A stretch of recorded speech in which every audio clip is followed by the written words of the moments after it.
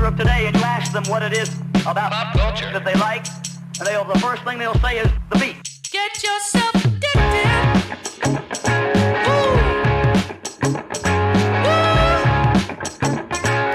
Woo. Get yourself addicted.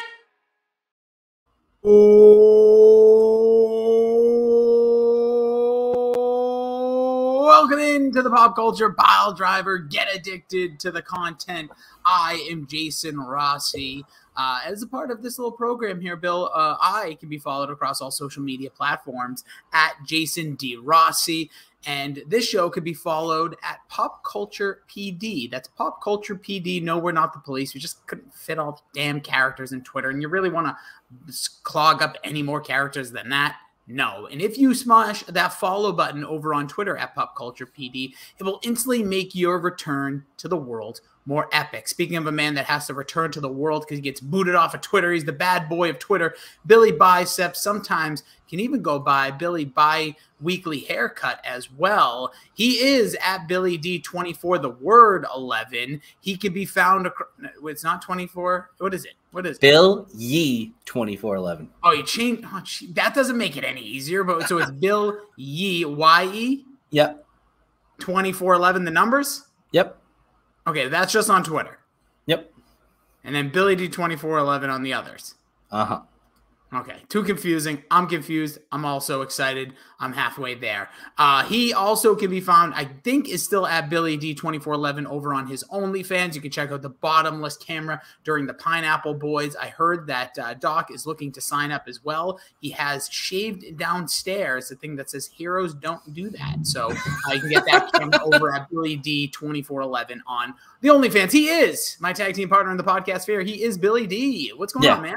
That's an OnlyFans team up, me and Dr. Joe. Pineapple Boys, 2-week hiatus, been crazy scheduling-wise, so we'll be back full force next week as well. But, yeah, Bill Yee in honor of Jesus, because he's king. And then we'll talk about that later. But, yeah, glad to be back again in the saddle doing some wrestling here. And it's not a bi-weekly haircut. It's a weekly haircut. Oh, I thought you did every 2. So this is every week you get it all cleaned up. Pretty much, yeah. That's a good way to budget your money right there. Is that how much is a haircut for you? With the beard included, I think it's like 28. Oh, that's not too bad. No. Right, listen, you can spend your money on worse. We do have some merch you can check out if you go over to T Public. You can search Pop Culture Pile Driver. If you're looking for it and it's hard to search, just put Culture-Pile Driver. You can also check out a lot of the merch for the DSG. Also, that's a chunky. Exclamation point. Oh, that's a chunky. With an exclamation point. You can search for all your, I think you should leave TV show garb. A lot more. I've seen a lot of people, Bill. I feel like a lot of people are catching on with that. That's good to see. Catching on like wildfire. Selling like hotcakes. Love to see it. Speaking about hotcakes, go to McDonald's. Also, you can check out franksayshi.com. It's our nonprofit tie-in. You can check out all that is going on there, where the funds are going, and some information that'll be coming towards the end of 2021. Are hotcakes the best version of pancakes? No. Just what's the difference? I don't understand why they're called hotcakes in one place and pancakes. Isn't it just all the same? I think it's probably branding, hotcakes and sausage. I don't know. Maybe it flows better than pancakes. Who knows? But chocolate chip pancakes are my treat. Chocolate chip blueberry is like my number one. Double? Them both. Yeah, because it kind of blends really well. Try it next time. Also, Bill, I had a huge snafu. Almost didn't know if I'd be able to do the pod. Thought I might have to pull a Billy D emergency room or like always injured, because my hand, you can't really tell on screen if you're watching on the YouTube, but I was cooking tonight. And we were making like a taco salad, if you will. Took the ground beef, took it off the skillet, pushed everything over, took just like wraps to make like, you have like the tortilla strips. So I make those out of wraps, just crisp them up on both sides, cut it up. You're a classy guy. But when I went to put the beef back on the skillet to steam and melt the cheese on, when I did it, full steam went right to my hand when I dropped all the juice and the beef back in. And I'm telling you, this is tingles. Yeah, your fingertips look a little red. Yeah, it's bad. I'm not going to lie. It's bad. I think I'm okay. Like, it's not 3rd degree or anything too severe, but the whole thing tingles. And I took a shower, and it was literally the worst feeling. You got to hold it out there? I didn't know what to do. It's my right hand, too. It's my main scrubbing hand. So I was just kind of like It was bad. That's the moral of the story. Don't burn yourself. And if you do, cool water, not cold water. You know what you got to do is you got to numb that thing up a little bit and then give yourself a stranger. We're pretty much there. I'll be honest. Right now, it feels like my hand is like yay big. It just feels like this big throb, which that's what happens. Speaking about big throbs, Bill, when it comes to the world of wrestling, there is nothing. I don't know if there's nothing more exciting, but I think it's right up there as the most exciting thing that can happen is a major return of your favorite wrestler. I would agree. I mean, I think it's probably some of the best moments in wrestling history. It's a lot of fun anytime one of them comes out. And recently we've had boatloads, like within the last 2 weeks. The thing we want to try to, differentiate ourselves here and let people know, because, we're very stringent on rules and we keep things really buttoned up. A return is when it's not a debut. There is a difference between a debut and a return. And even I made a couple of mistakes here, but we'll see kind of as this list goes on if you agree or don't, or maybe I made a boner, but we'll find out. That's the best part of our lists. But I think a debut is when somebody is like, I'm trying to think, because I also put somebody on here now that I think about it, which I could do a switch on the fly, but a return. Our list is a little bit all over the place, but you know what? I like it. We'll go with that. Screw the rules. Let's just kick it off then, Bill. It's our own podcast. We can do whatever the hell we want. We can call a one-hit wonder, and some people think it's Blink-182 for all I care. That's dumb. That's dumb. That wasn't us. That was just on our podcast, unfortunately. But let's kick off the list, Bill. We do the Podcasters Dozen top 11 because 10 is for fools and 12 just doesn't make any sense. It all started from the IC title, top 10. If you want to go back in history, it all happened there. Us and Mac and Goo made some mistakes. So, number 11, Bill, it is the Hardy Boys at WrestleMania 33, 2017. And you know what's awful? I didn't have this on my list. And you know why? Probably because it dampened it a little bit for me. And I know you were there. I was working. I got home halfway through, scrolling through the gram, saw the Hardy Boys on the gram, and kind of ruined it for me because I was saving it. And normally I'm pretty good about staying off social media because I've worked a lot of Sundays in my lifetime to avoid it. Sure. But it ruined it for me. But I'll tell you what, it's an all-time return, and I'm glad I made the list. I'll say, so the two stories with this, yes, I was there, WrestleMania 33, Orlando, Florida. I think the greatest WrestleMania set of all time with like the roller coaster, the globe looked amazing. But here's the funny part, and I know I've told this story before.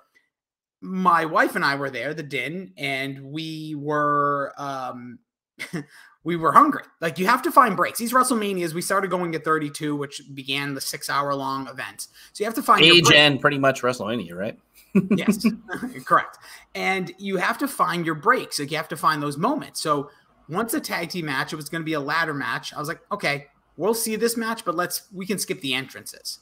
So we're going up. There's Gallows and Anderson coming out. There's Cass and Enzo, which had a huge, nice ovation. I'm trying to remember the third team in the match now, which is weird that I can't. Well, that was the one where New Day was hosting, correct?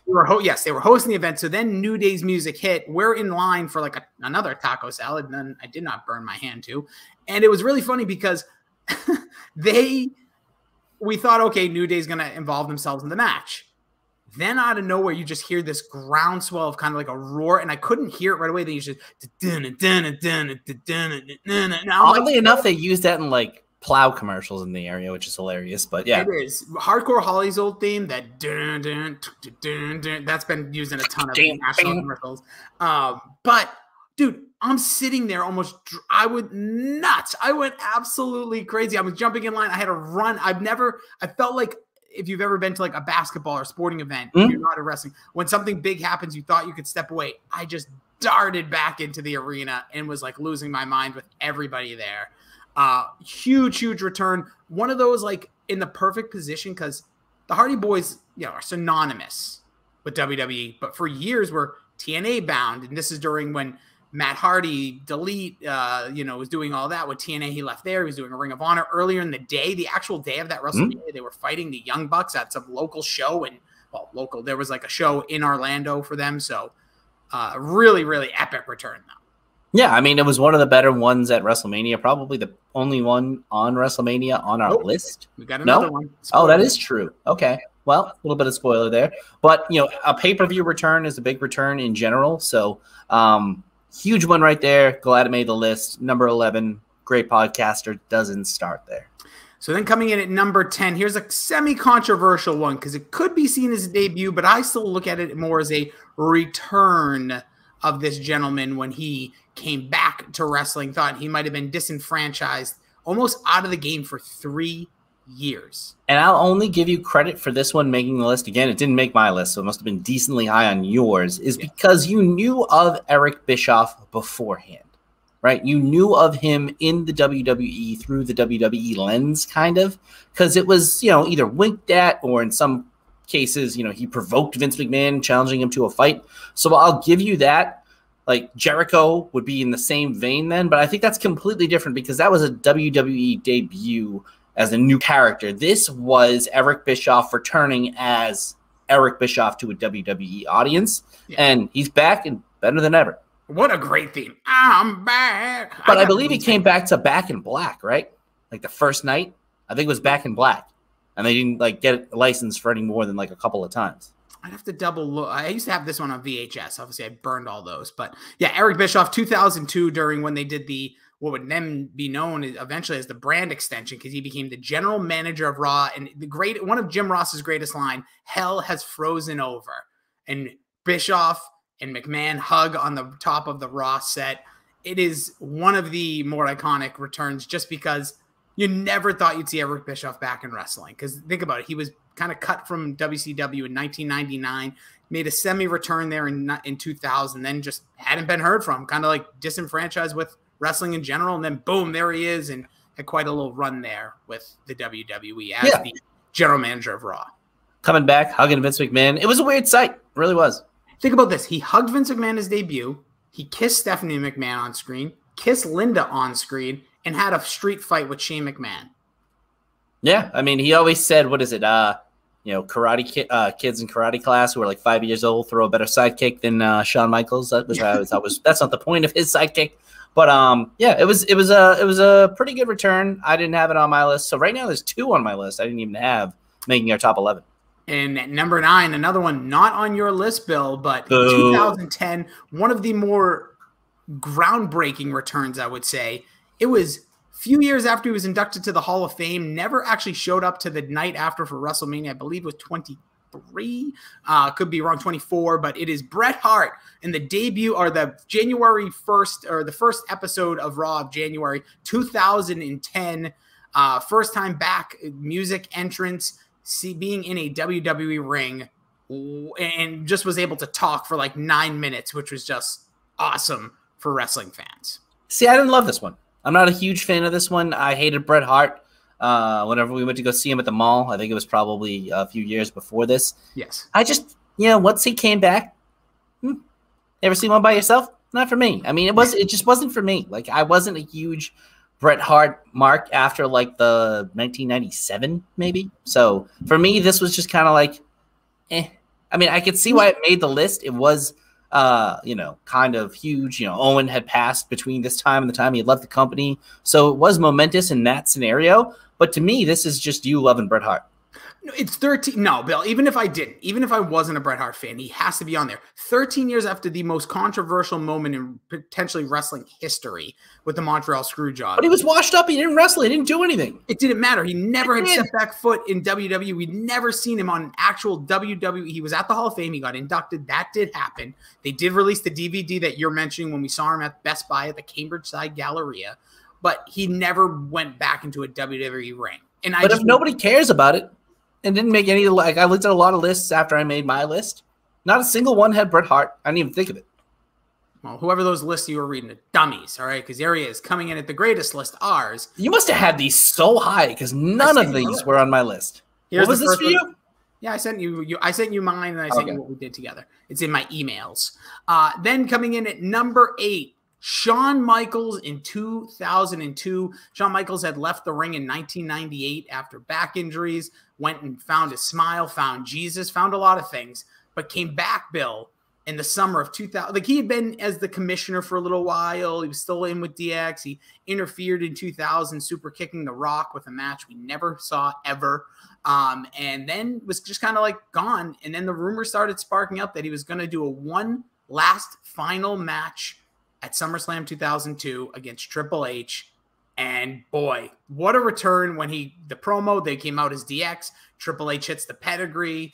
It was amazing to see getting the band back together. And then what a haul of a match, and maybe the greatest SummerSlam of all time, 2002.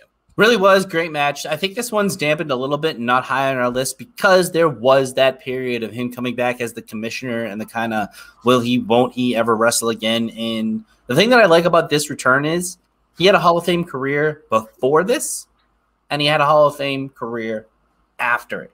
So, I mean, one of the more impressive runs of all time is the one after this, and he didn't even take that many titles along the way, probably because they felt that they gave him one, he'd keep it and not want to lose to anybody, because that's kind of the rap on him. But I really love Shawn Michaels. I love this return. And, yeah, it's just dampened because he was kind of, like, middling in that point. He wasn't, like, didn't hear from him back. It was heard from him, commissioner, super kicked a couple people. Yeah, he was around a lot, but still, like, once this actually happened, once the match took place, and once you got that night on Raw when Shawn Michaels said, "Well, let's do this, let's get the band back together," you felt like, "Oh wow, they're gonna do this." And then Triple H turns. It was just such an epic story leading. Great to that story. Match. Yeah. Oh, it was and a great fantastic. storyline. And you're right. Go back and watch that. I believe it was unsanctioned. Was it unsanctioned at SummerSlam? It was technically not a real match on the record books. Yeah, he's wrestling in cowboy boots and little tight jeans, but it was just one of the itty bitty jeans, spiked up hair, chicken spaghetti and chickalinis. It was one of the better matches in SummerSlam history, easily. And Shawn Michaels is the definition of it used to be a piece of shit. He really I'll did tell you, slick Bill, back hair. That was slicked back, and he was pushed back later. Back? No, it's like So coming in now, so Shawn Michaels, 2002 at number 8. Number 7, one that was probably in our early fandom of wrestling, was a guy that you probably like. The way wrestling was in the late 80s, early 90s, there wasn't weekly television radio programming that showed all the main eventers. It was syndicated. You saw jobber matches, interviews with the Hulk Hogans. He wasn't on much Wrestling Challenge or what became Superstars or even Primetime Wrestling. And the number 2 to him for a long time was a guy who stood up Vince McMahon for money several times. Now there's a award named after him, and he said some really bad things, but that's besides the point. In 1992, WrestleMania 8, in the main event where Papa Shango missed his cue and Sid Vicious had to kick out of the leg drop, the first person to do so, it was then the Ultimate Warrior who came to the rescue, making his return after, I believe it was almost 2 years. Or no, it had been a year and change because it was 1991. WrestleMania 6, he was headlined, I believe, right? Yeah, so 6 he faced. Oh, I think I'm wearing 6. 6 he faced Macho King. That's when he got rid of Macho King. 7 he was not. I think the Royal Rumble or Survivor Series 91. When was Hogan versus Warrior? That wasn't. That was 6? That was WrestleMania. Oh, you're right, 6. So what is Yeah, it? because 5 was the. We're looking at this backwards. This is 4. Yeah. This is Okay. WrestleMania 4. No, wait. Yeah. No, this is 6, and it just shows the Warrior in the middle. Because Yeah. they probably didn't want to put Hulk Hogan on this because WWE probably. Who knows who even licensed this shirt that I'm wearing? But Target, probably. Yeah, 6 had the Warrior versus Hogan. Then it was later that year going to Survivor Series. He stood up, left. Mr. Perfect took his place, and then he came back months later. Here at WrestleMania, the main event, the big shock at the end of the night. Hogan must pose, Warrior must pose, looking a little bit different, by the way. Yeah, so this one to me gets our historical award. And man, your fingers, you're blowing on those fingers, these man. things are. This is bad. Getting burnt does suck, and Vince McMahon got burnt by this guy quite a few times, and they all got burnt by friggin' Papa Shango. Who? Why would you put him in the main event anyways? But shout out to what's his name there, Charles, the Godfather. Yeah, whatever his real name. The Supreme Fighting Machine. He's a great guy, but yeah, to me, I really would like to ask somebody who was like 20 at this time what it meant to them, because to me as a kid, it wasn't really like I was like, oh, cool, the Ultimate Warrior was back, but you didn't really realize he was gone, especially the way they booked TV back in the day. You would sometimes not see Bret Hart for 3 weeks at all, and then he'd come out, deliver a promo, and beat up a jobber on Superstars. So it wasn't so out of the ordinary, but I think historically we have to give this credit because it was the Ultimate Warrior. He was returning in the main event of WrestleMania. Pretty big deal. And we'll go over some of the stuff that's going on current day in wrestling, but like sometimes that is the most impactful way to make it is post the main event. And yeah, it is really weird to look back and think Papa Shango was supposed to play a bigger role there. And never really. I don't even know if he ever had. I don't think he ever had a WrestleMania match. Papa No. Shango. 1992, it was a different time. He was doing all that voodoo stuff. Yeah, and then he became Karma, the fight machine. And man, talk about a man. What a versatile monster of a man. Absolutely, you should always go back and watch the Dark Side of the Ring about the Brawl for All. He talked a lot about that. Charles Wright is the name. All right, now coming in at number 6, almost halfway through this list. We both had different Stone Cold, so I just said, screw it. We're putting them both on there. It all equals the same. You had it for 2000. I had from 2003. Bill, why don't you go through the 2000 return of Stone Cold Steve Austin? I mean, it was just him actually coming back, right? So it was post-injury. Yeah, post-injury. So it's just one of the returns that, you thought that this guy might be done. And at the time, he was, I think, is he still the biggest pay-per-view draw of all time? I think technically John Cena and The Rock, when they broke all the records, they did it twice. It all depends on where you want to go with that. I would say at the time, there was nobody bigger than Stone Cold Steve Austin, even though in his absence, The Rock had became a mega star due to Triple H as the heel, but I think those guys kind of took it. But yeah, Stone Cold, I think, is like a singular draw. Like he was facing The Undertaker, Mick Foley. You wanted to see what Stone Cold was doing. Yeah, I mean, I believe it was around this time, probably 21 years ago. So his return can drink. I think it was late September. He just strolls out on Raw, and it's one of the greatest pops you'll ever hear. I mean, he had the greatest pop anyways, just regularly because he's Stone Cold.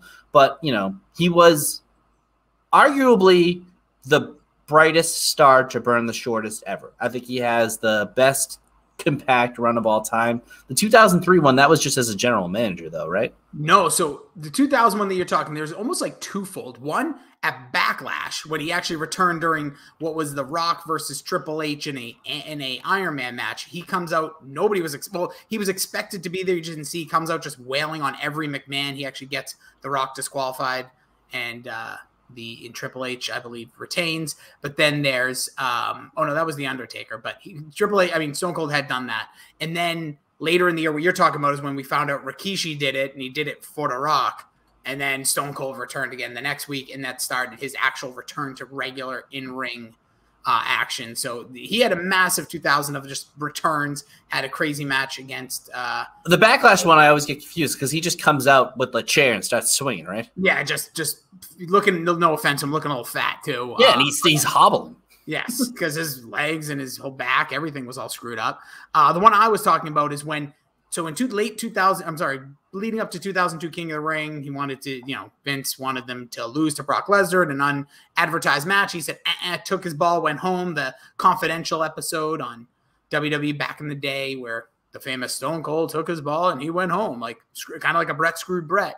And then we didn't hear from Stone Cold for nearly 8 months. And then eventually the story goes, Jim Ross got, I think they were in Amarillo, Texas, got Vince and Stone Cold together. He actually returned at No Way Out to face Eric Bischoff in his, weirdly enough, one of his last matches ever. He faces Eric Bischoff. The next month is him versus The Rock.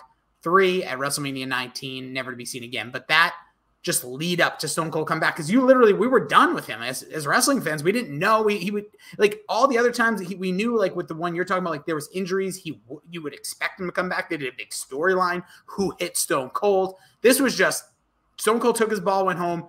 Rock cut a promo on him, basically saying, if you're don't want to play, beat it. And then we were off, done. We just had The Rock for the rest of 2002. Shawn Michaels return, Triple H, all the things that happened. And you're just like, okay, Brock Lesnar, obviously his tear, and Kurt Angle. And then out of nowhere, Stone Cold's coming back, and it was electric. And yeah, like I said, it was weird against Eric Bischoff, but hey, whatever. And then got his final match just a month later. Just a weird time. It's just such an odd run, and people put him as one of the all-time greats, and you can put him on the Mount Rushmore, obviously, because it's synonymous. He's doing commercials still this day. He's still pop culturally relevant. But when you really look at his run, it's even shorter than The Rock's. Yeah, because he started in 96. 96 to 98 was middling, as we know. 97 is when it really started. Him and Bret Hart, that really got the Stone Cold character to where it is. And it really went 97 to 2000. Yeah. And then there's the breaks in 2001, obviously, he had the Rock, all the stuff that happened there. And then, again, he leaves in mid-2002. But 2002 was kind of a weird year for him.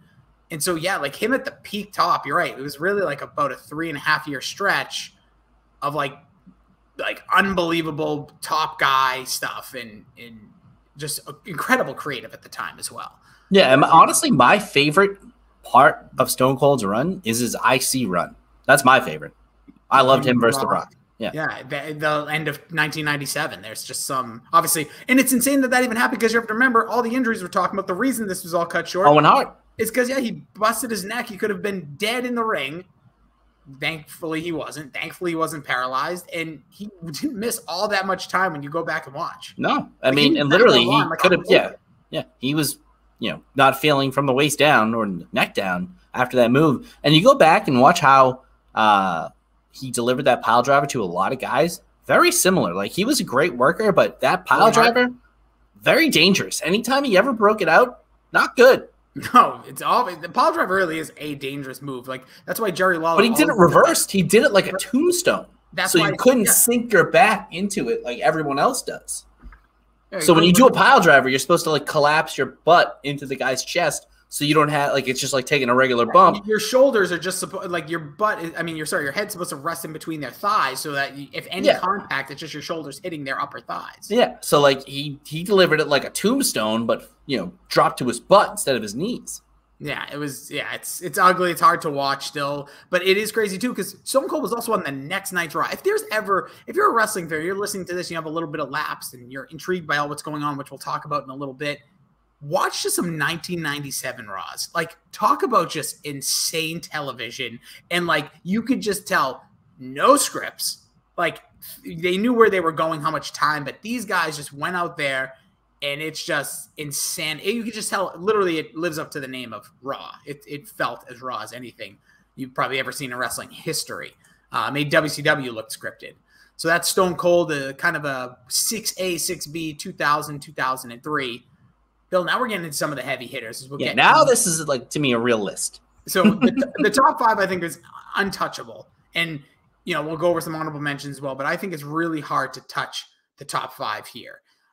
Number five, I think any of these could be number one or number five. So coming in at number five based on our rankings, it is from the Royal Rumble 2020, the return we both talked about on this podcast over a year and a half ago, saying we really didn't want because we didn't want to see less than what he was, but he came back, and I think he's done a hell of a job realistically. It's Edge in the epic return at the Royal Rumble. And this got everybody excited. 2020, a lot of our friends are 2 decades-ish removed from wrestling. And this got the blood flowing, if you will, for a lot of fans. And certainly for me, at this time, I was a little more tapped into wrestling. And he came back. He looked as good as he ever had. Super cut up, carved ham, carved beef, He's definitely in a goose with that. Carved up. Yeah, he was goosed up. But it was just, and his music slams, It won our best entrance music of all time. It is arguably one of the most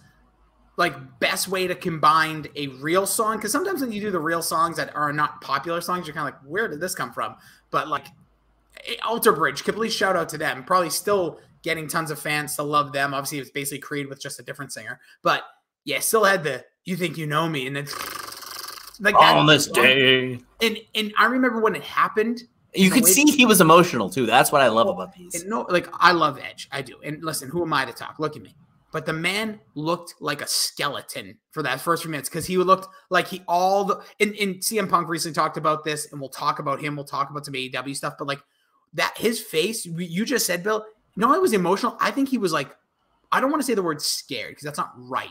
But something happened to him. You could just, if you watch his face there. He was overtaken by emotion. It would literally, I think he had an out-of-body experience. Yes, 100%. I did. I think a lot of us did. His music hit. He looked like he ran out. It almost looked like his soul came out of him. Yeah. Then finally came back. He poised himself in awful doing by the camera crew because then he speared maybe the greatest seller in the company right now, Dolph Ziggler, and you didn't see it on camera. But that return like we said, I didn't want it for him. I didn't want it because I'm like, oh, what are we doing? I didn't either. But you know what? I think what made it better is because I didn't have an expectation on it. I didn't really want it. I wasn't feeling it. And then the moment still happened, and you were like, nope. Great they hit call. it. They did it. Good Yeah, call. it was the right Way to go. call. Home run. And Because he also delivered. He also looked good, and he wrestled well. Like, everything was His matches since he got injured again, so you could technically he returned again this year's Royal Rumble, oddly enough, and then won the son of a gun from the one spot, which will probably go down as the worst one spot win in history.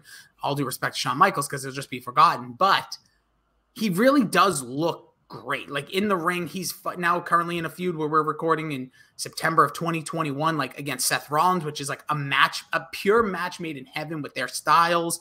It was a match we both talked about on the list that we thought we wanted to see. But when he just came back, Bill, you're right. It just ignited something. Electric. Absolutely electric. And don't forget also, this wasn't a number 30 spot return where everyone kind of is expecting something to happen. He came in at like 21 or something, which I think personally made it 10 times more special. Yeah, because you had a feeling it might happen, but you figured, 30, predictable, easy, just boom, 21, cool. And then, doesn't even win it. No. That was the other thing. And he was the second to last man, obviously, where Drew McIntyre was able to get his victory. Actually, sorry, it was third to last because Roman Reigns, of course, has to be in there for that spot because people cheer the other guy. But made a star and again, very underrated, great Royal Rumble match. Now coming in at number 4. Don't forget, this also, hold on, just to go back to Edge, this was 8 years. 8 years after not seeing a man who had to retire because of after WrestleMania. Yeah, he fought, WrestleMania 27. Then he had like 2 little matches that nobody talks about, but then had to retire. One of the more emotional Raw promos of all time. It still was weird because the internet was a thing. Obviously, Twitter was out there, but not like it was with some of the stuff we're going to be talking about where there was inklings or notions that this was like, it was emotionally sad. I was never the biggest Edge guy. I almost missed it and was foolish. Wait a second. Wait a second. Wait a second. I think you fucked up this list again. No, I didn't. Don't worry, I didn't. I think you did. I did not. I think you had to have. I promise you, I did not. All right. Where did you have Edge? No, so that's not it. Edge, where? Before this? Or going ahead? Mm-hmm. Well, I can tell you, Edge in the next one tied. Number 3 was ahead of them both, and then the top 2 tied. Okay. Is that what you're confused about? No. What are you confused? Something that already happened? No. What are you doing? Do you have my list? Yeah, I have your list. Can you send me my list? I don't have my phone with me. Jesus, why do I have to send you your list in the middle of the show, Bill? I think if you look at the email I sent you. I don't see it. I sent you 2 emails. The first one I sent you should have it. Oh, okay. Yeah, you fucked up. I don't think I did. I think you did. I still don't believe you. Right. Still don't believe you. Hold on, let me see. Oh, I did. Yep. I definitely did. So now I know what you're talking about. Well, we'll fit it. We'll put it in. We'll fit it in here. Now coming in at number 4. That's actually really funny of you. Yes, Tyler Rader, this is live. That's the greatest comment ever. Tyler Rader, is this live? Yep, that's how we do podcasts, boys. We live on the edge. Now we're going back to top. This could be a top 13 because we have 2 Stone Colds in there. So, well, number 4. After, to me, still one of the few times recent memory have legitimately cried watching wrestling was Daniel Bryan having to announce his retirement in 2016. It's still something that I have difficulty, 2015, whichever it was. I still have difficulty watching that Raw. It was tough. And the story that came out, Bill, is where Vince McMahon basically told him he had to retire because they were in Washington and this was the time to do it. They weren't going to clear him. There's a lot of stories there. He's going to be talked about a little bit later as well. But this was like, no. As a wrestling fan, I remember this was leading to WrestleMania that I was attending at WrestleMania 32. This was 2016 now, I remember. And I thought I was going to have Daniel Bryan's return, main event, biggest WrestleMania. Because don't remember, just 2 years before, headlined WrestleMania 30. Probably one of the greatest main events in history. Oh, yeah. And story, it's just weird when you look. So WrestleMania 10 was the dawning of Bret Hart and that new kind of era. WrestleMania 20, they give it to Chris Benoit, which still to this day is a little weird, not because of what happened. I just never saw him that way. But again, him and Eddie Guerrero at the end of the night, kind of dawning of a new day. Yeah, they figured out, hey, these guys can wrestle. Let's give them the straps. Yes, and like this is what fans are looking for. 10 years later, we get Daniel Bryan. The entire wrestling community, everybody that's a diehard, wants this guy's success to happen. He had such a great story that they didn't even want to tell, and he gets to the top. And then I'm just interested what we're gonna get at WrestleMania 40, especially now what's going on in the landscape. But Daniel Bryan then has to retire. But Bill, 2 years later, as we lead to WrestleMania 34, it was announced all over the place. That's why this one's a little bit different, because it basically said like he was cleared. People magazine were saying it. It's pretty emotional still. Oh, it is, but it was a weird one because he basically comes out, doesn't kind of promo about returning. It was kind of like, he talked a lot. Then Kevin Owens and Sami Zayn come out, attack him. You see him kind of yes up, nails them both, kind of like an initiation to say he's returned. It didn't he never said he's returning, but that was the night that it started, led to his match at WrestleMania 34, where if you actually watch that back there again in attendance, he sat on the floor for like 15 minutes. Yeah. It was poorly booked, but nonetheless, it's just what it meant. This Edge coming back from his injury, Daniel Bryan from like what was known as he was having epilepsy issues and concussions, and just his brain couldn't return. And then he also ended up eventually having that great promo talking about returning and fight for your dreams so your dreams fight for you. All these great lines. So Daniel Bryan, again, very emotional situation. Yeah, and one of my buddies recently came out as a Daniel Bryan hater, and I have to identify him as the first who hates Daniel Bryan. Like, who hates this guy? I could see maybe being like, he's too small to be a champion or something like that, but this guy is one of the most charismatic people in the history of professional wrestling. He made you love him. And the guy, his argument is he hates the yes chant. How can you hate the yes chant? He's one of the greatest heels in his short run that he had as a heel. Put Kofi over in the same scenario that he was. Now he's in AEW. What a return. Technically return. That's a return as well, because people knew who he was in that scenario. That's what I consider these things too, is are people aware of you? Like AJ Styles to WWE, that was an introduction to an American audience. To me, if you go into WWE, that's a debut rather than a return. Return for the most part, except for Eric Bischoff.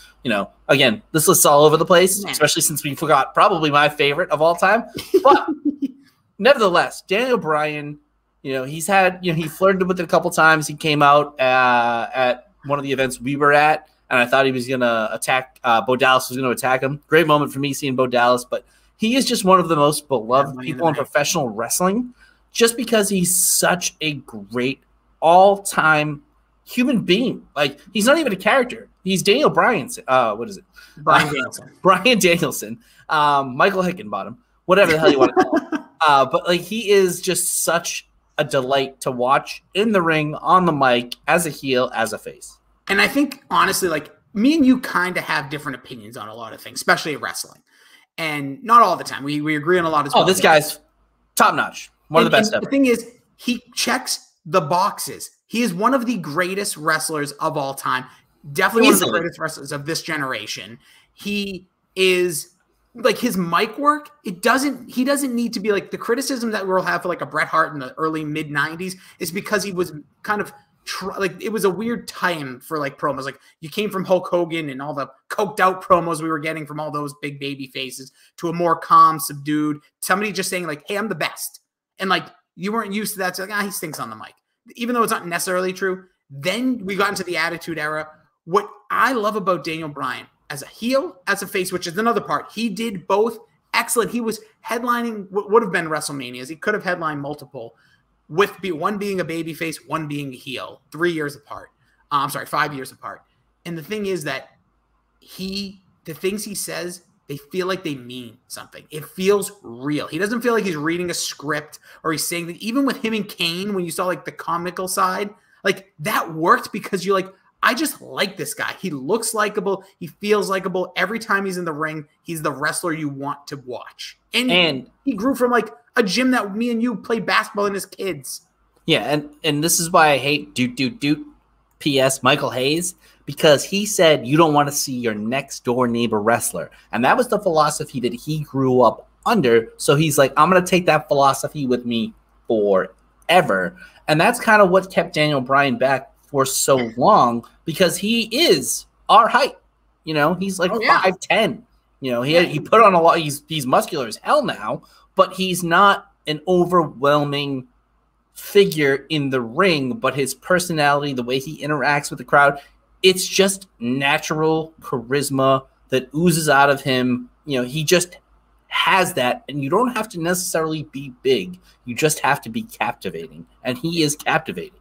And he never, and another thing, and I think now in wrestling where everything, the mystique's kind of gone, is that he never has been afraid to take a 3 count. He's never been afraid to lose. He's never thought. All of the best wrestlers have the most title losses because they are willing to give it up. And I think that's why they don't mind putting the belts on those guys. That's why John Cena has dropped the title 16 times. That's why Ric Flair has dropped the title 16 times. That's why Daniel Bryan has more championships than probably Shawn Michaels did.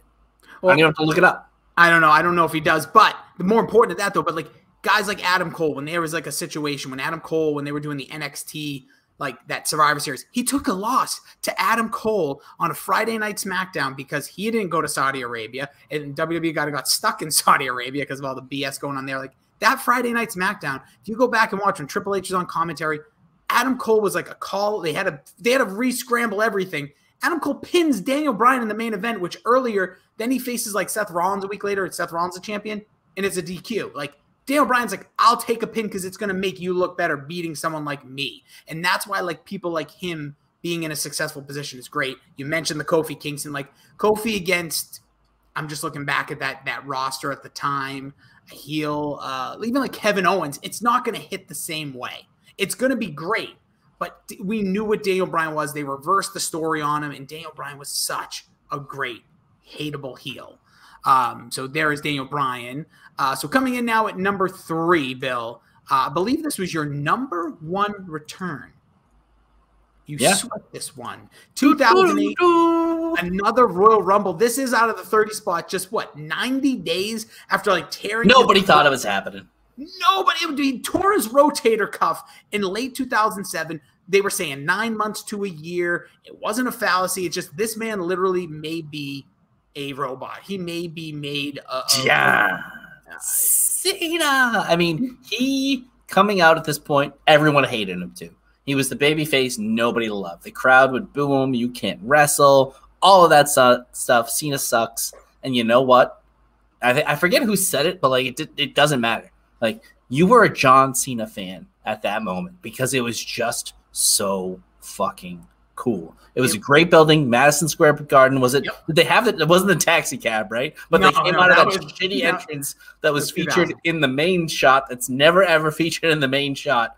Made it even all the more cool. He comes out, hands down, head down, and he even knows when he picks his head up. He's smiling ear to ear because he can feel it. And he's trying to play it cool. He's not trying to be like Edge, but he knows that this is an all-time moment because nobody likes him as a babyface, and the whole place shook. Yeah, if you look at his 2007, this is a guy who had the one-night stand where Rob Van Dam beats him because he was put also. He threw his shirt in the crowd. Somebody wiped his ass with it after he throws it in 3 times. Third time, guy wipes his ass with it and throws it back. You said like his 2007 is one of the worst booked babyface runs because everything he goes with guys like Edge who was super cool. Like this was the beginning of the heels being like super super cool because John Cena was too cut and dry, too clean. When you heard the "Let's Go Cena," it was all kids and women, and then the Cena sucks was all men, and it was hilarious. Let's go Cena, Cena sucks. It was amazing, and I will never forget. I hated him. Oh, I always chanted both. I always chanted both. I loved it. That was where like just chanting was insane. I think people now it's like known, but like we were talking about that 08, 07, 08, 09, like that singing both, like it was just in chorus. Let's go Cena, Cena sucks. I was screaming everything. I was having a ball. But yeah, John Cena 2008 does return, wins this Royal Rumble as well, goes on to be one of the poorest WrestleMania like Royal Rumble because I think that was the one where it was Big Show, him and Edge. I think that was weird. I think that was the one. But yeah, the greatest return of all time by the greatest wrestler of all time. Not for me. Neither one of those. Even though John Cena, it's hard to argue he may not be the greatest wrestler because he has just done so damn much. Like the man, literally, you talked about Stone Cold's run. Like Cena was 2000, basically in 3, like he started, but 2004 to 17, 18, like 16, like strong. That's like he went a strong 10 over a decade of strong run. 14 years, 13, 14 years. And think about, we're also talking about a guy who just helped make SummerSlam a huge event by having a dream-ish match, a main event match at least, against Roman Reigns in 2021, which would then be almost 20 years later. And I'll have one more good title run in him, I'm sure. We'll see. That's what's going to get interesting. So now we'll do some honorable mentions. We'll go through my F up, and we'll go to your finisher here. But Bill, some of the honorable mentions you had: Chris Jericho in 2007. I mean, Chris Jericho's come back many iterations. I think his AEW thing, not really. He's just in a new company. So, but Chris Jericho, you could even mention him coming into WWE. That's definitely a debut, though. Yeah, he's. I think you have him as one of the greatest wrestlers of all time. He's definitely it's going to be hard. Top 11 all time for me. Yeah. It's going to be hard for people to argue against him being one of the greatest because of all the evolutions and things that he's done. But the 2007 one, that was when he, shirt and tie, clean, crisp. This was his first technical return when the Save Us Y2J. People thought, and this is when he had no entrance music for a while. He had what is known as Nick Bockwinkel like character, spoke differently. He also had I really liked his return, what would be in 2012 when he... Was the Bray one? Was when he came out with the lights, but he never spoke. He just wouldn't say anything. He'd come out, people would cheer, and he'd just say, come on, and then he'd cheer, and then he'd just leave, leading to eventually him versus CM Punk at WrestleMania, lost to Sheamus in the final 2 of the Rumble. But Jericho has had a couple of returns like that I've always enjoyed his work. So that's a good one. Here's one that I didn't even really think of. And when I saw it on your list today, because I never opened your email because I was too scared I was officially done. I always wait for the day of.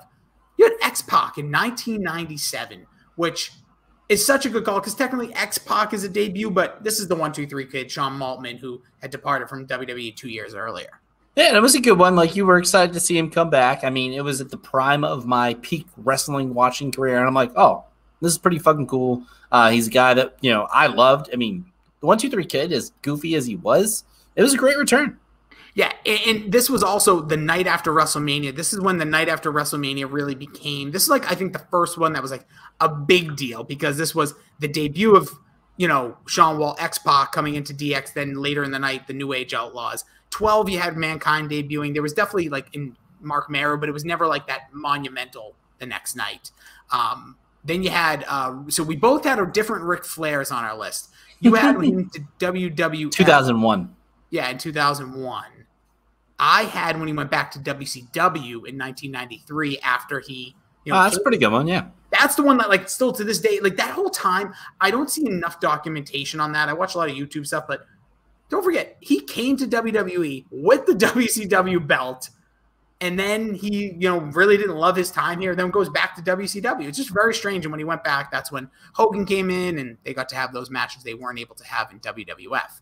I had The Rock in 2011 also on my list. That was him to host WrestleMania 27. Roman Reigns in 2019. I'm in remission, y'all. One of the more, again, emotional moments. Still felt like it was a little rushed. We talked about that in previous podcasts that Roman would have been a great save for the following years, Royal Rumble. Little did we know, obviously, the pandemic was coming around the corner. But it's amazing the career he's already had, and he's what? Is he 30 yet? I think he's 32. Is he really? Older. He might. I'll look it up just while we have. You know what? He is a little older because he had that Rock kind of career where he didn't do this as his first. He's 36. 36. But Bill, you say 36. That's a baby in wrestling years because you can wrestle till you're 45 now. We're WrestleMania 37. He headlined 6 years ago when he was 30. He headlined WrestleMania 31.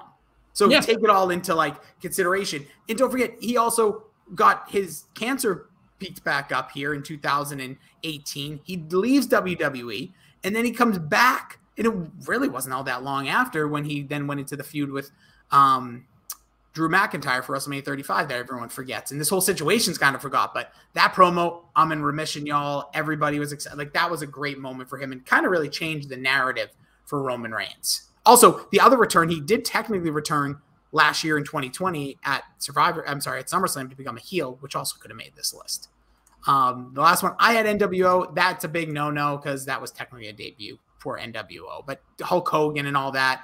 And the only one I didn't mention, Bill, was Shane McMahon a few years ago. Yeah. That was huge. But that was I loved it, but yeah, then he turned out to be the worst. Well, that later, but that return itself was crazy. So here we go with some screw ups here. We'll just kind of get it out of the way. He would have been 3 or 4. Maybe 5. I'll tell you right now what he would have been. He would have been 5. I had him at 8, so he would have been 6 technically, but doesn't matter about. He was my 2. I know he was my 8. Sorry, but anyways, that is Triple H's return at Madison Square Garden in 2002. Oh Why is this epic? Because I just did this, and 2, because Triple H was the heel of all heels. Hated people hated John Cena. Yeah, this is the opposite of John Cena because he was a heel that was actually hated instead of a babyface that was hated. But he was also hated because people believed he was getting preferential treatment. He was running Raw. Kind of was. He kind of was. Pritchard's told. Like, he basically kind of pulled and, I don't want to lose to this guy. I don't want to do this. Like, he was pulling all the strings, pulling all the things that people hated. Then tears his quad after WrestleMania 17 and one of the most oddly booked times history. Misses the whole invasion storyline, which in the long term, probably a godsend. Comes back, Bill, 2002, looking like me and you put together, but all muscle. He was all leather. Like, he was wearing a leather jacket, and you could see his biceps, his triceps, his traps, his shoulders. He looked like Hulk Hogan times 2. He was monstrous. It was a great ovation. The whole place went banana land. It was one of the best returns of all time. I remember it to this day. It's just such a cool moment in wrestling history to see this guy come out. He had great theme music too. I think that plays a big part in a return to when you hear that music strike. And for me, it was before the internet because I didn't know this was coming. So no, technically it was just, you did. No, this is why mine doesn't have it as high because it wasn't a shock return. They actually announced it ahead of time, and there's a great video package that played in the beginning of that Raw that like led up to it. They announced. I don't remember it then. Yeah, 2 weeks before they said like Triple H's return, then they did it like the next week. But something about that though, I kind of liked. I took it down in the points for the overall, but like the impact that had at the end of that night with Kurt Angle in the ring, and he just destroys him. And again, total credit to Kurt Angle for the sales job here. Looked like he was horrified, but you got to watch. There's a video on YouTube of like Triple H return package. It's like some slow song. I forget what it is now. It's a popular song from the time, but amazing stuff. Triple H, just unreal. And if we ever we haven't done entrances of all time yet, right? No, we did entrances, Bill. We did. What did we put him? Pretty high. Yes, we did. We had him pretty high. I believe he was 2 or 3. The Brood got number 1, and so funny that Edge recently came back as the Brood. Check it out in the archives. Search Pop Culture Pile Driver on your podcast. We're at like what 150 of these. 123. So we are now at the top 2-ish. Number 2, recency bias. I don't think so. It was one of the greatest pops. It was insane. It was his hometown. CM Punk. What a debut. What a re-debut. What a return. I mean, everything. He was a lot to us, and we thought it would never happen. Yeah. So many things we can break down with this, but to keep it as brief as I can, it was 2000, when ECW debuted on WWE programming, I think they did that show. I want to say 2006, 5 or 6. I can't remember off the top of my head. I'm not Googling it. But both of us talked about that first episode, CM Punk, just the look, the feel, everything about him. Like, ooh, this guy's got something. Everything but the elbow drop. Well, we didn't do it at that time. But when that first one debuted, there was a lot of reasons to watch. One was Kelly in the Expose, which those were very good times. YouTube it. And then there is CM Punk, who felt different. Felt like that's what gravitated me towards him. And we talked a lot about that. And then they pulled him. It kept me in wrestling. And wrestling was this is one of the darkest times in the history of wrestling. Yeah. And it's so weird how we vision things, and other people, like some people think the last year was the darkest. Some people think 2016. Well, pandemic's a little bit different. And, that literally was the darkest. Yeah. I think right before the Attitude Era for WWE was pretty bad. This was right up there, though, because there was nothing. There was no Stone Cold. There was was no still The first, Rock. yeah.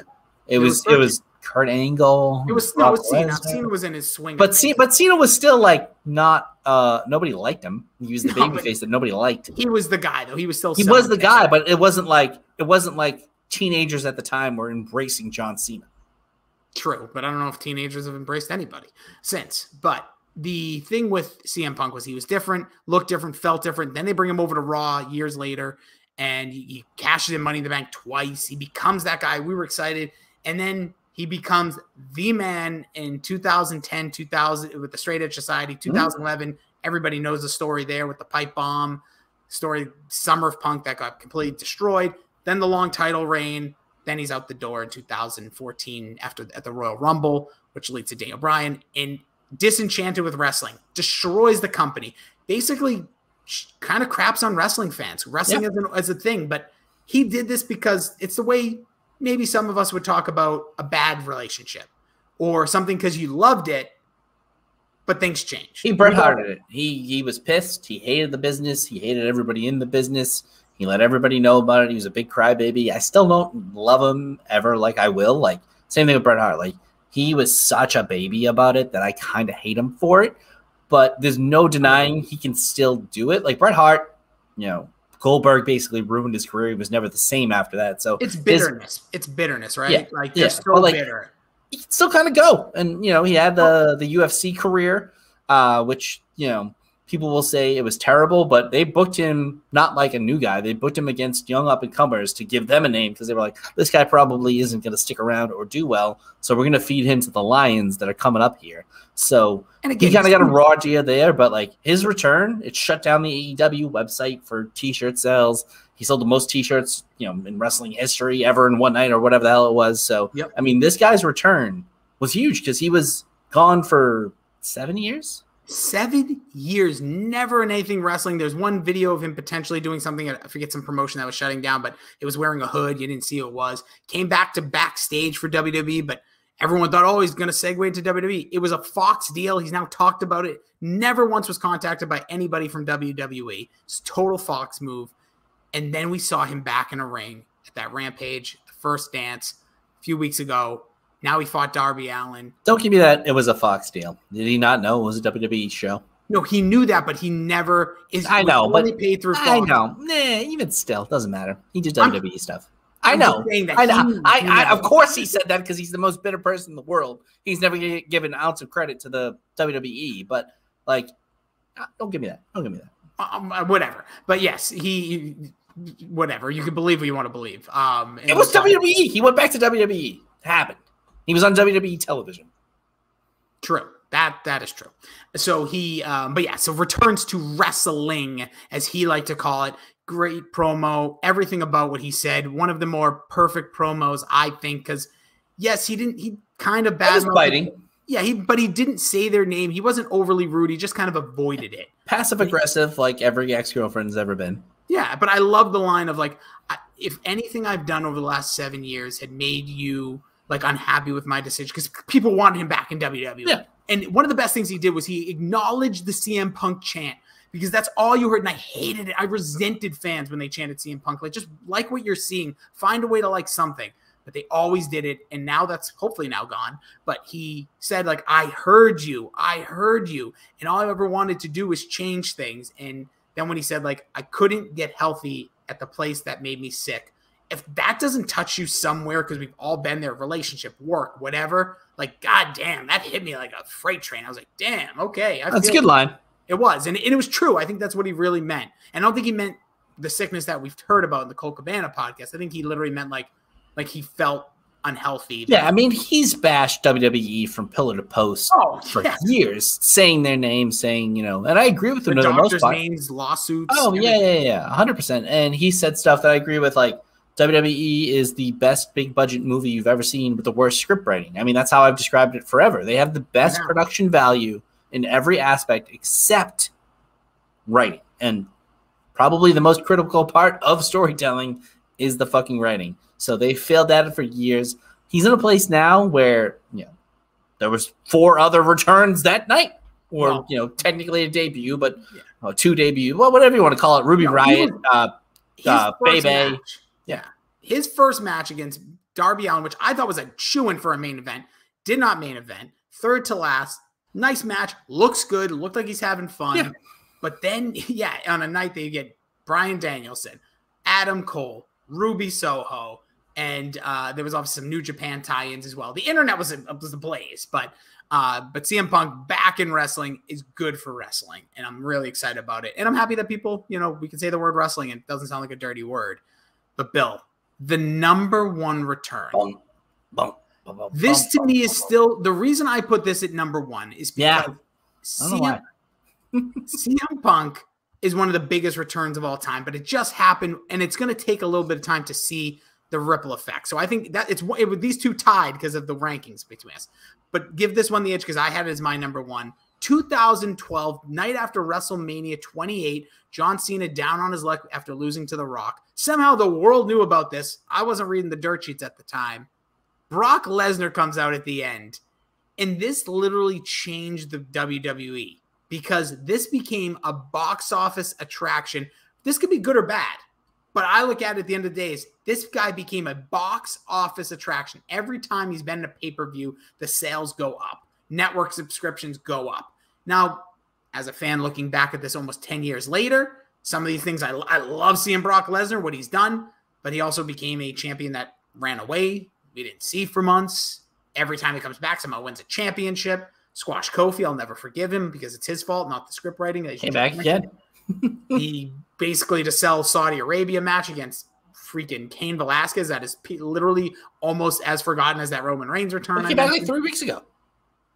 Well, he did just come back. You're right. He's back again. But that one, nowhere near with this. This was no. After 8 years of a guy who hated wrestling as well, was done with WWE, went to UFC, went to New Japan, went to the NFL, and was the last cut before making it. Took Sable. Yeah, Sable. He took Sable. Well, actually, she returned at one point, too. That could have been on here. But just an outrageous of return and just that crowd that night after WrestleMania. It's the moment, right? Because it's, John Cena in the ring, and then you hear the music. You see Brock Lesnar. He does like the little chest bounce. Comes out. He does a little dance, Bill. He does a little dance. Well, he does, but he also does the thing I love. He like bounces the pecs. Yeah. Which if you can do that, like the little. I can't. I definitely can't. Make him dance. Cool moment. And he's the guy, no Paul Heyman at the time. This was, walk softly, carry a big stick, comes out to the ring, the goofy ass smile that he has, and F5 Cena. It's just a perfect moment in wrestling history. I don't mind that it's our number one. I can't believe Triple H didn't make it. It's hilarious, but this is one of the all-time great wrestling returns. And it beat out the recency bias of CM Punk. But just go back and watch it. Like, there's signs in the crowd, like you said. Like, people remember. Like, this is the age of internet. People know this is happening. But, like, you can see it on both of their faces. Like, you can see the smile on Cena's face. You can see the smile on Brock's face, who doesn't even like wrestling. He's just there to literally collect a paycheck. Yep. Nobody's better at it. He comes out, and it is electric. Yeah, the thing about Brock, he literally feels like he's like a 13 or 14-year-old kid all the time. Like even this recent return, he's smiling again. Because I think he's one of those guys that like, yeah, he does it. It's a job. But then when you do that job and you're in front of thousands, if not, hundreds of thousands of people, like something sparks right then, like when you come out. And this is the Brock Lesnar guy. This is when the Brock Lesnar guy in that shirt. By the way, he and the guy Frank the Clown, who is Mick Foley's daughter's boyfriend or fiance. There's some weird wrestling fan stuff, like the backwards red cap guy who the wife beater guy. I think he's technically known as sign guy. Well, no, the wife beater guy. That's your old school guy. Yeah, I'm talking about the guy in the blue button up that wears the red back cap. You see? That guy sucks. He's everywhere. Yeah, and then we also used to know a guy known as CM Punk fan, but that was just a Boston thing. Yeah. That guy was a strange guy. He was the worst. He was really, and he smelled really bad. Yeah. Gave a really bad reputation to wrestling fans. He also had like a bottle of like Fireball in his back pocket and carried around the women's gym. He was a weird dude. Yeah. Odd times, but don't see him much anymore. But yeah, so Brock Lesnar, obviously just a momentous occasion. What it turned into, just outstanding stuff. So again, our top 11 for the best wrestling returns. Number 11, the Hardy Boys. Eric Bischoff at 10. Bret Hart at 9. Shawn Michaels in 2002 at 8. 7 is the Ultimate Warrior in 1992. 6 is Stone Cold from 2000 and 2003. 6A is Stone Triple H at Madison Square Garden in 2002. 5 is Edge at 2020 Royal Rumble. 4 is Daniel Bryan in 2018. 3, John Cena at the Royal Rumble in 2008. CM Punk is number 2 recently at Rampage 2021 for AEW. And Brock Lesnar at number 1 in 2012. Bill, you said it. No qualms about this list except for maybe a little bit of stupidity from some people. Triple H, one of the greatest, probably my favorite actual return, because I wasn't really too much into wrestling. I kind of had to go back and watch the Brock one in 2012, but right after that is when I fully got into wrestling. So yeah, a decent list by us for once. Math incredible. Yep. Oh yeah, I'll be out on my mind, though. Oh, yeah, Bill. Those guys. Oh, yeah. Make sure you search them on Spotify or wherever you're listening to music. I think I saw them on the Amazon Music because, I love Amazon Music. It's free-ish. Yeah, if you have Amazon Prime. Who doesn't? You don't have Amazon Prime? There was a person, I bumped into not too long ago who didn't have Amazon Prime. That's almost as rare as someone who doesn't like Daniel Bryan. Is it the same person? No. Feels like we're building a character here. Bill, what's coming out of your mind in music, movies, TVs? What are you watching? Yee. The new Donda. The new Kanye West album. Huh? No. I actually really enjoyed this album. I know a lot of people hate it, and there's multiple reasons why people are going to tell you they didn't like it. One, they probably didn't listen to the whole thing, which most people didn't. I don't like Kanye. I listened to it. Sounds like any other Kanye album to me. That could be a compliment or a disrespect, but it didn't stand out as any worse from the last few I've listened to. I'm not a Kanye fan. I'll just say that, but I don't think it deserves some of the hate I've seen. But I think that's we live in that world now. Yeah, I mean, for me, Andre 3000. Somebody posted a thing of him saying hip hop is not for older rappers because to be in hip hop, you need to be part of the word. You need to be hip. And if you're older, it doesn't really apply because, there's different kinds of, melodies or flows or, lingo that you're not up on. And I think that's a little bit of him getting in his own head because I listened to a podcast with him what's his name there? The guy who did the Yeezus album. He's done Rick Rubin. Rick Rubin, and him talked about like how he's afraid to make music. And I think it's okay. Like Eminem's been making music I don't want to listen to forever. But our guy Kevin says it's the best he's ever been, because he's making the music that he wants to. And I truly believe that Kanye is making the stuff that he wants. He didn't make any radio songs.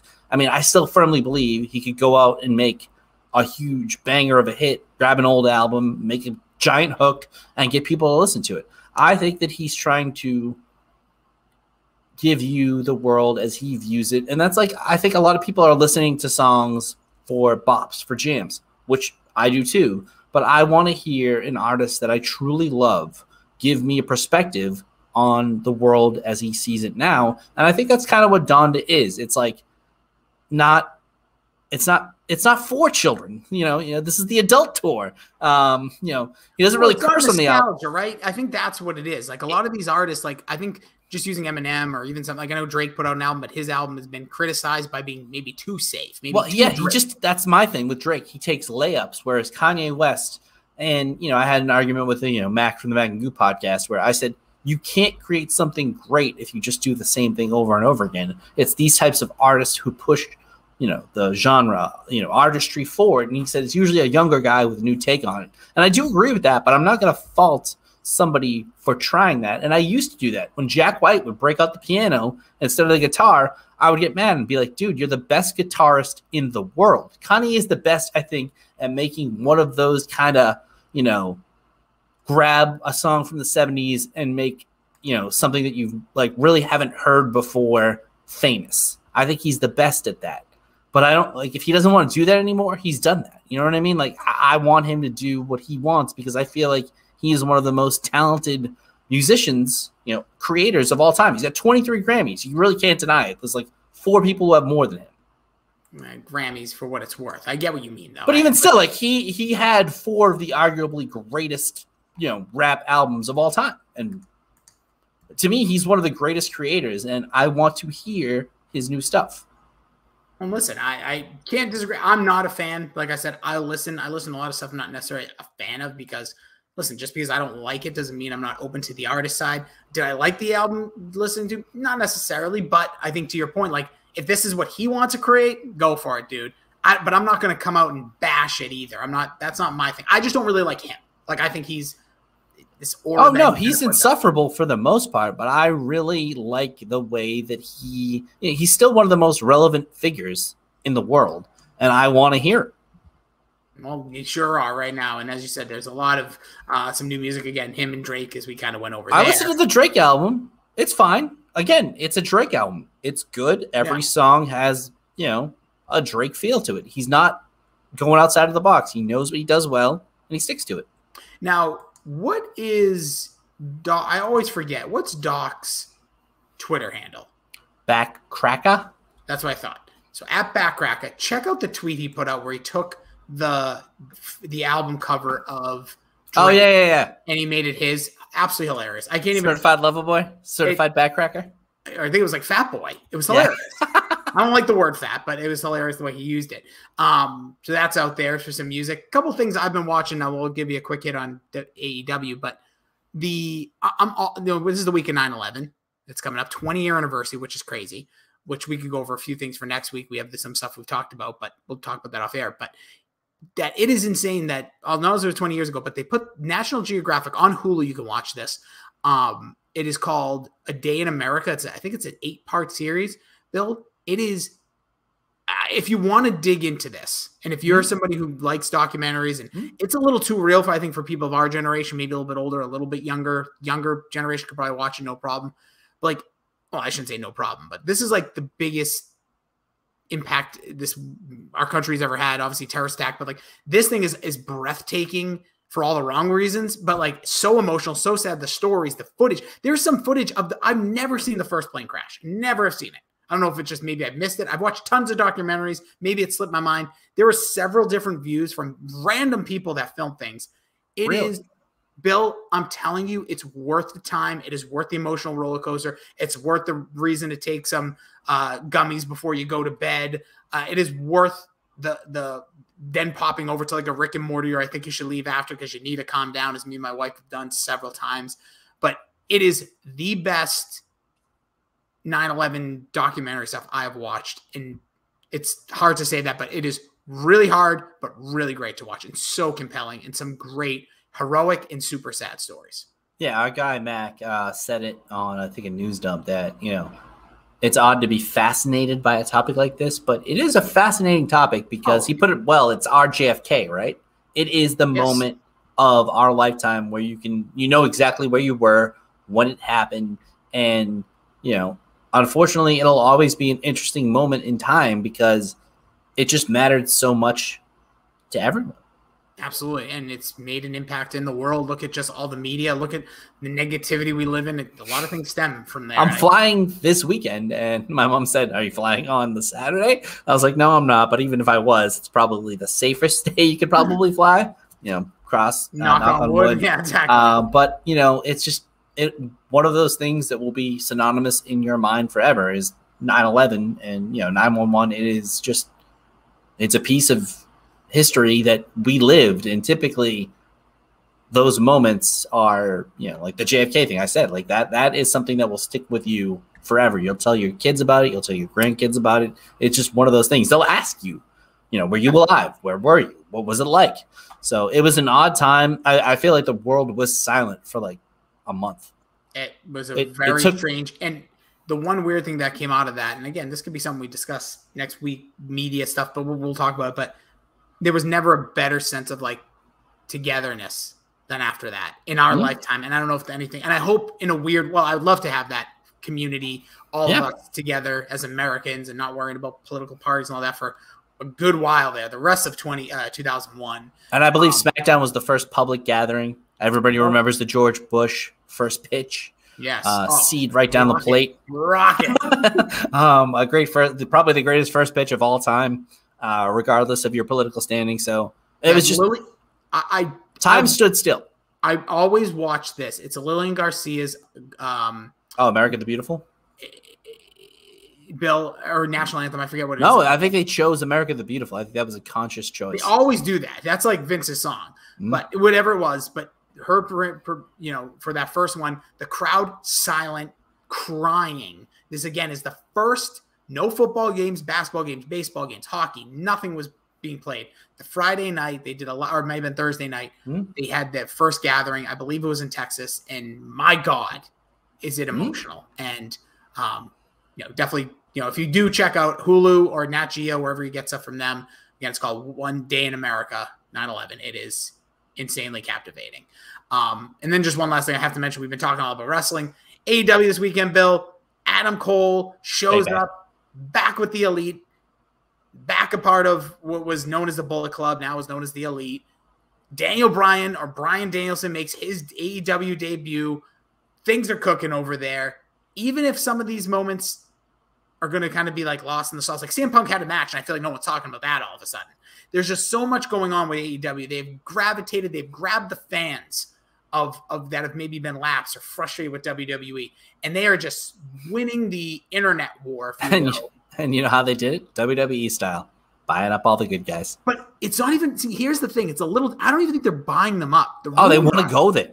People, literally, Daniel Bryan, if you watch his promo, it's on the internet. He said, he wanted to come here. He made the toughest decision. He has family. John Laurinaitis, who's the head of talent relations, is his father-in-law. He had to tell his father-in-law, sitting with him probably in monthly meetings or just... there's girlfriends and boyfriends in WWE, and their significant other is over there in AEW, and it's like, all right. Not many anymore. Yeah. But I think Charlotte Flair's not going anywhere for a while. Not yet. You're right. And Zelina Vega, some reason, oddly came back to WWE while Malachi Black is at AEW. But yeah, it is just insane what is going on there, and the buzz, and where is this going to go? And that's what's really key now for AEW. What do we get from all of these players? How do you balance this card? Because as someone who's a huge AEW, I'm just a wrestling fan. I don't poo on one. I have my criticisms of everything, but I'm so intrigued now. They have 3 hours of television. And obviously they have their... They're now legitimate. They are now a player. They now have a flag in the ground with some real people. And Take a Drink, our guy, JC of the Jobbing Archer, made the point, how could WWE let all of these guys go? And he said, it's not always letting them go. Sometimes they leave.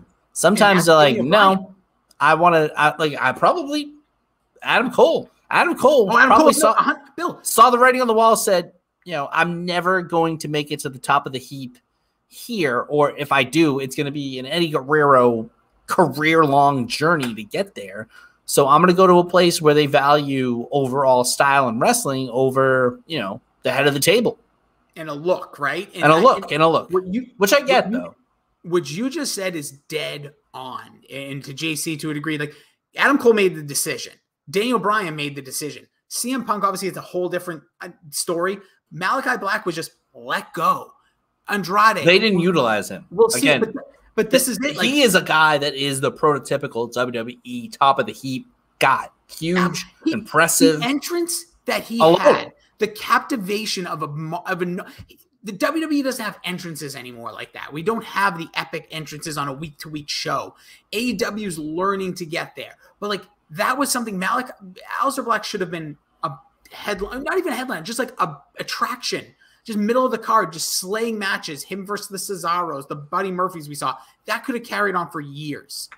They didn't see it. They turned him into a weird, different character. Everything changed, but everything with it, everything's going AEW's way. People are overly critical of WWE right now. I think, and I hope as a wrestling fan, that this turns out best for both companies. I hope WWE steps up their game, because this is what we saw last time. Yeah, this have to. 25 years level ago. Up. Competition breeds success. Two things I'll say real quickly. One wrestling related is, if I'm them, I say this about every business. I say this, what Bill Belichick should do for years, go and get the guy who drafts receivers for Pittsburgh, or the second guy, because they know how to do it. You don't.